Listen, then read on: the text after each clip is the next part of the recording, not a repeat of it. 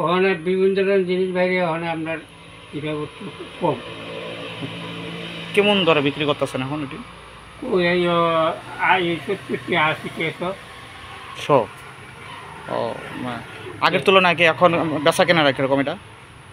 আগের তুলনায় অনেকটু বিক্রি হইতেছে ভালো।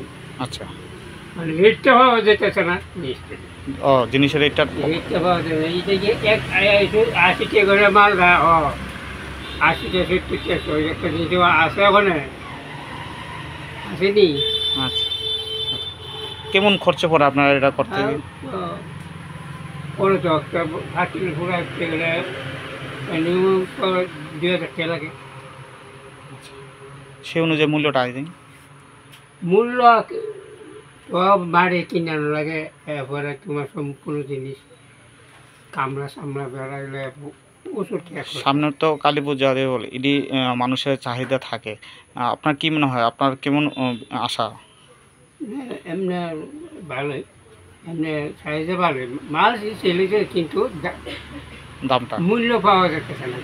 আচ্ছা আচ্ছা, কত বছর ধরে আপনি এটার সাথে জড়িত? ওই তো